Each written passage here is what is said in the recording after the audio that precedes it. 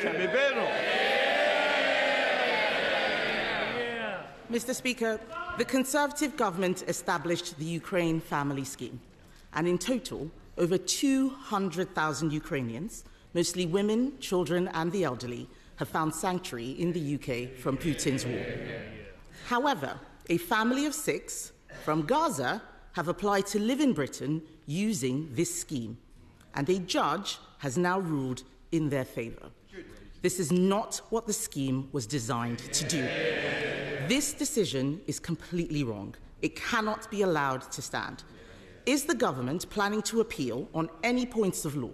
And if so, which ones? Minister. Mr. Speaker, let me be clear. I do not agree with the decision. She's right. It's the wrong decision. She hasn't quite done her homework because the decision in question was taken under the last government, according to the legal framework of the last government. But, Mr. Speaker, let me be clear. It should be Parliament that makes the rules on immigration. It should be the government that makes the policy. That is the principle, and the Home Secretary is already looking at the legal loophole which we need to close in this particular case. Mr. Speaker, he did not answer the question. If he plans to appeal, then the appeal may be unsuccessful and the law will need to be changed. And if he does not appeal, the law definitely will need to be changed. He talks about a decision made under the last government. It was not made by the last government, it was made by the courts. The issue we are discussing today is about judicial decisions. We cannot be in a situation where we allow enormous numbers of people to exploit our laws in this way. There are millions of people all around the world in terrible situations. We cannot help them all, and we certainly cannot bring them all here. Will he commit to bringing forward that new legislation or amending his borders bill? Prime Minister. Well, Mr. Speaker, I've already said the Home Secretary has already got her team working on closing this loophole. We don't need to wait for that. We're getting on with that because we're taking control. They lost control of immigration. We had nearly 1 million people come into this country, had an open borders experiment. On a Monday of this week, they voted against increased powers to deal with those that are running the vile trade of people smuggling. Same old Tories, open borders, empty promises. Mr. Speaker, if the Prime Minister was on top of his brief, perhaps he'd be able to answer some questions. Given this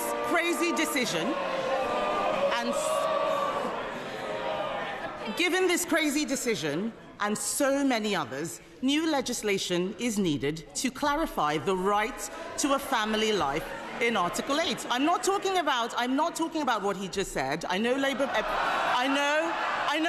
MPs don't understand much of what they're saying, but the Prime Minister literally wrote a book on the European Convention on Human Rights.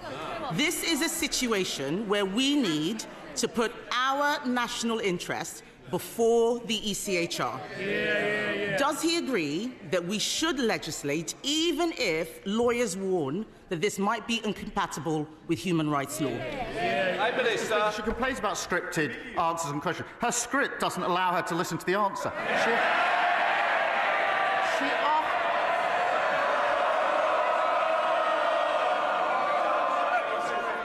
Prime Minister. She asked me if we're going to change the law and close the loophole in question 1. I said yes. She asked me again in question 2, and I said yes. She asked me again in question 3. It's still yes. Mr. Speaker, he didn't listen to question 1. I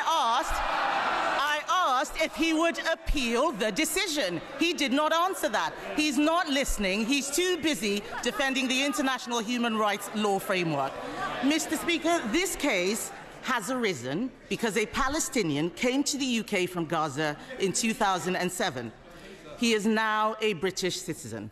This is precisely why we need to break the conveyor belt from arriving in the UK to acquiring indefinite leave to remain and then a British passport and now a right to bring 6 family members here as well. Just last week, the Prime Minister bizarrely claimed that a British passport was not a pull factor for those coming to the UK. will he now support our plans to toughen the process on indefinite leave to remain and make getting a British passport a privilege, not a right? Prime Minister. Mr. Speaker, they presided over record high levels of immigration. It reached nearly 1 million. It was a one-nation experiment in open borders. And she was the cheerleader. She was the one campaigning for more people to come and thanking her own side when they supported her campaign. So before she lectures us, I think she needs to reflect on her own record and her own record here. Mr. Speaker, he is the Prime Minister now. The people out there want to know what he is going to do about the situation. He needs to spend less time whining about the last government and do his job. I thought, Mr. Speaker, that the Prime Minister and I both agreed that Israel had a right to defend herself.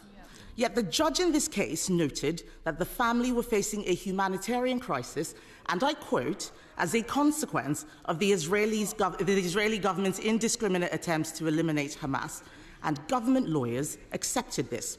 Is the Prime Minister allowing lawyers to change the position on Israel? And was this because of advice from the Attorney General? And if not, why on earth did government lawyers accept the argument that Israeli actions were indiscriminate? Prime Minister. They put the complete opposite argument. She talks about on top of her brief. She has no idea what she's talking about. I'll tell her again. We need to change the law. That's why the Home Secretary is already closing the gap. I know the script doesn't allow any adaptation, but this is getting tedious. Kemi Badenoch. Mr. Speaker, the Prime Minister has not read the judgment. I suggest that he does. There are very serious questions now. Being asked about the Attorney General, the Prime Minister's personal friend and donor. Even Labour ministers are concerned. One Labour peer, Lord Glassman, has called him the absolute archetype of an arrogant progressive fool. Yeah. If we are serious about protecting our borders, we need to make sure we appoint people who believe in our country and everything we stand for. It is not clear the Attorney General does. The government is now recruiting a new Chief Inspector of Borders who lives in Finland and wants to work from home. This is not serious. Why should the British public put up with this? Prime Minister. The individual in question was appointed in 2019 by the last government to a senior position. He then worked for 5 years from Finland. We've changed that, and he's now going to be working from the United Kingdom full-time. Finland under them. And she talks about the Attorney General. She sat round the cabinet table with an attorney who was later sacked for breaching national security.